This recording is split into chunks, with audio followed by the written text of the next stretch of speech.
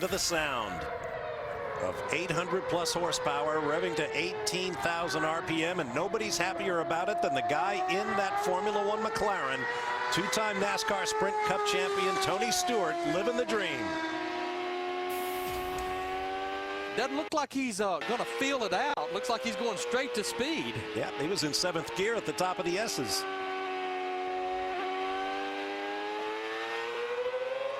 Here's the part of the track that he doesn't know well, the boot at Watkins Glen International.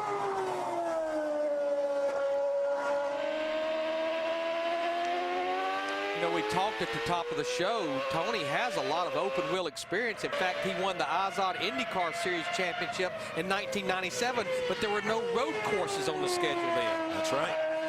And of course, all of his dirt track experience, including multiple USAC championships, were on oval tracks.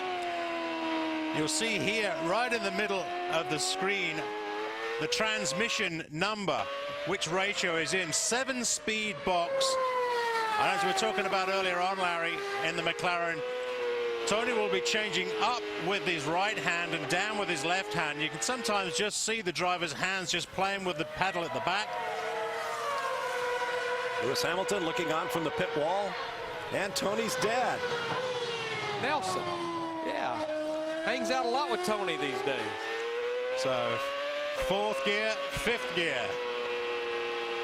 The lights at the top of the dash you see flashing across the top are upshift lights to give the driver an idea of exactly when to change gear. Because these things rev so high, as we were saying before, there's very, very little lag. The things pick up revs incredibly quickly.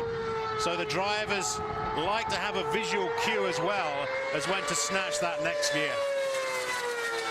Steve, I would say as low as these things are to the ground, we talked about in the stock car, the NASCAR car, using the curbing.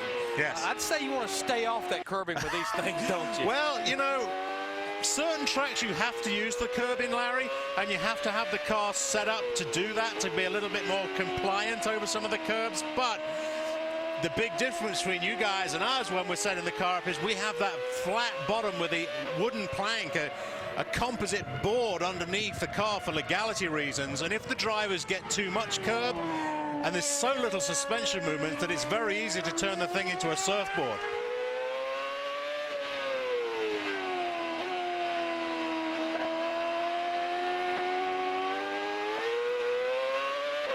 just hearing the sound of these engines, this engine reverberating off the trees. I've always thought bringing Formula One back to Watkins Glen International would be a race that would need no promotion, because there are multiple generations of U.S. fans out there who would be here in a heartbeat with friends and family to see Formula One back at the Glen. I guarantee you the grin underneath that helmet right now is gleaming on Tony Stewart's face. And tit for tat, Tony gets in, first hot lap, 5 seconds quicker than the 150 that Lewis did in wet conditions. Now let's go to Ralph Shaheen.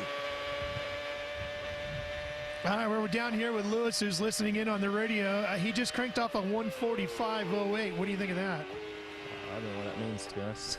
A minute 45 around the track. No, but I don't know what times they do. You ran a 150 when you were in the Cup car. That's great. That's great. It's a good start. He looks like he's enjoying himself out there. I just asked him how he's doing. He's not come back to me yet, so I don't know if he knows where the radio button is, but I think it's cool. I think he feels like it sounds like he's getting into it straight away. So. All right, Lewis, monitoring everything down here on the radio. Tony having some fun out in the car. No question about that. I'll be interested to hear if Tony complains about the strain on his neck. That's usually what we hear from first-time drivers in Formula One cars. Yeah, it'll be the strain on Tony's neck, and also, as we heard the guys chatting about earlier on, it's this massive difference in braking. Every new driver, back in when I was racing, any new driver we had in the car, the first thing they said, Larry, it's all about the braking. They get out and say, well, the acceleration is impressive. 2.5 G under acceleration, but it is 5 G loading under braking when those carbon brakes kick in. The loading under braking is absolutely phenomenal. You know, almost everywhere we go with the Sprint Cup Series cars, where you beat people is from the middle off under acceleration. But quite honestly, at our 2 road courses, which would include Watkins Glen, Where you really beat people is under braking. You outbrake them and take the position away, getting in the corner. It's the difference between an oval and a road course is that a lot of drivers, when you make the overtaking move, you have to get on the gearbox of the car ahead of you and then heavy on the brakes, outbrake the opposition into the corner, and then hope you get good traction and power away. But it's the brakes that really can win you the race. 1 minute 42 last time around, an improvement for Smoke as he comes to grips with this strange technology, averaging about 120 miles an hour. And Bob, if I'm looking at my numbers right, the fastest time ever set by a Formula One car at Watkins Glen back in 1980, a minute 33.29. So considering the damp racetrack, Tony's doing just fine. Never run the boot before, and on wet tires, wet weather tires. Yeah. Now, this is a 3-year-old car, and the march of technology in Formula One is such that there's a lot this car doesn't have. Doesn't have the kinetic energy recovery system or KERS that traps braking energy and gives the driver a power boost, or the drag reduction system, the opening element of the rear wing.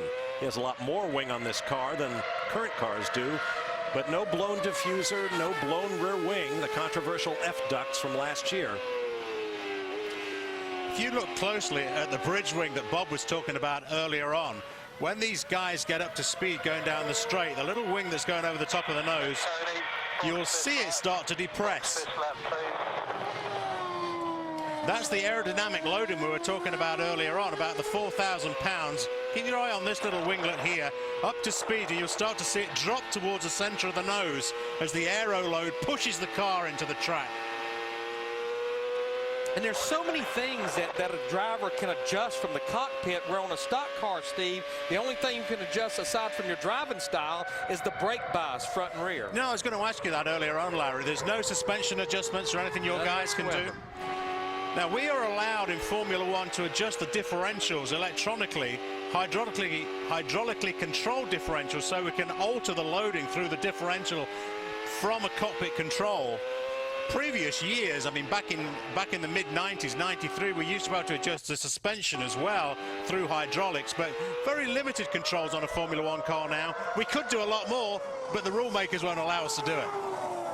You know who's going to really suffer from this run that Tony Stewart's making in this Formula One car? Tell me. Darian Grubb is Sprint Cup Series crew chief, and we go back to Watkins Glen with a stock car in 2 months. Car feels like it's not in the racetrack. It's not stuck. Yeah, I imagine both of these drivers are going to go back to their respective series, and they'll draw a crowd of their colleagues asking, what was it like? We expect Tony to pit this lap. Now, will he attempt a burnout in this Formula One car? Your guess is as good as mine. And maybe better. Box this lap, Tony. Box this lap. I guess Tony's decided discretion is the better part of valor, or maybe he's just coming in for a new set of tires. That's what I'd like to see. We'll be back in a moment.